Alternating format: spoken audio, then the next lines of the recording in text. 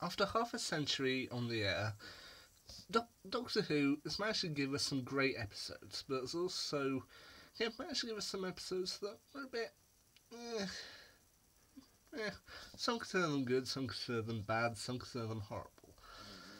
Today I thought I'd go over 3 new Who episodes that people seem to put towards the bottom of the lists. Episodes that they really consider bad. I mean, I personally don't consider them that bad, but many people consider them bad. Now, that's to say, if anyone who does like these episodes, good for you. It's just my opinion I'm going over. Right, the first bad episode, the one that people put up there among the worst episodes, was a Series 2 episode.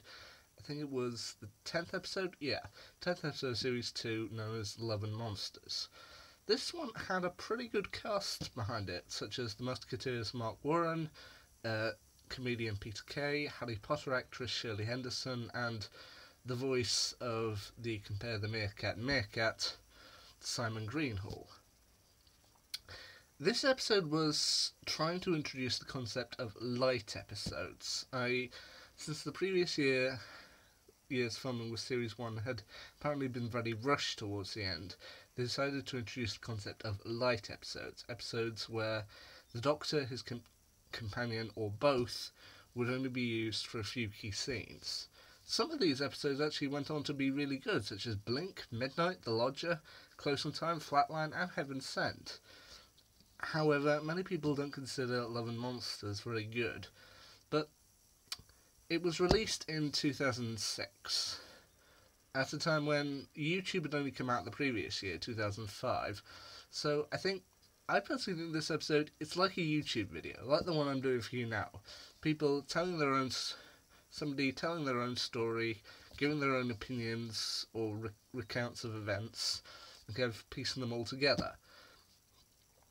Plus, people also give it flack for that it had to include the winner of a Blue Peter competition for Design a Monster, but I don't think it should count against it. I mean, personally, I think the Absorbaloff, as they call it, it's quite a sinister creature. I mean, I know it's played by Peter Kay and it's meant to be comical, but it's actually quite a gross and quite sinister creature.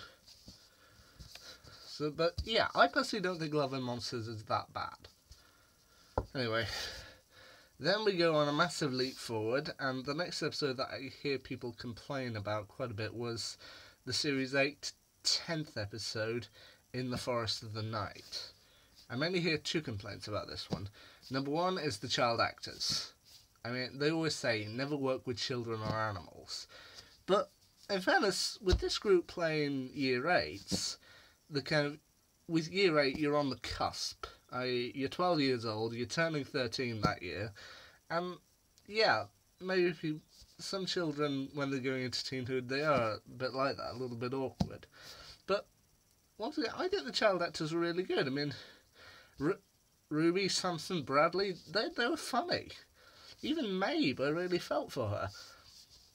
So, yeah, I don't think the child actors are that bad. I mean, I don't know, I was very much better when I was in Year 8. When I was an early teen. The other one that I heard about this was from a family member who claims that he didn't really like the message about pills aren't necessary. When the teachers try to give Maeve her pills for her trauma, the doctor tells them to back off and say that she doesn't need them. He didn't particularly like that message, and yeah, I can kind of see what he means. I mean, I don't think the pill message is overly forceful. Like, I don't necessarily notice it that much, but yeah, I could possibly see what he's going for. But on the whole, I think In the Forest of the Night is a really creative episode. I mean, with trees moving back in, they're actually trying to save planet Earth, not take it over, not destroy it. They're actually trying to save humanity. I think that's a really nice message. And plus it incorporates historical events that actually did happen. Solar flares in the past that did supposedly actually happen, like Carassa. That apparently happened, and I think it was good it mixed it in. The final episode I'm going to discuss here that I've seen on quite a few people's bad episodes list was the 2015 ninth episode of Series 9, Sleep No More. This is one that I would probably be in the same position of, but I rewatched it recently. The episode uses found footage style, which, yeah, it can be seen as artistic if used correctly. I mean, for a Doctor Who episode, I'm not sure whether it entirely worked. And that was the first time round. I mean, it's creatures that are essentially made from the sand that you wipe out of your eyes when you wake up in the morning. It's a little bit of an odd creature, and I'll be honest, first time around I watched the episode, I was like, yeah, this didn't work. However, I rewatched the episode recently, and it's better the second time around, because second time around I knew what it was going for. So I was like, yeah, this actually does work. I mean, it's not the greatest episode of that series. I mean, that I would personally give to, like, The Magician's Apprentice or The Witch's Familiar, but once again, it's a good episode, and I found it better the second time around. So, yeah. The three episodes that people consider bad, Love and Monsters, In the Forest of the Night, and Sleep No More, I personally don't think they're that bad. I think they're fun episodes. Yeah, there are better ones you can get in the series, but in each of their series, but yeah, I think they're good, they're fun. Every now and again, it's good to rewatch them.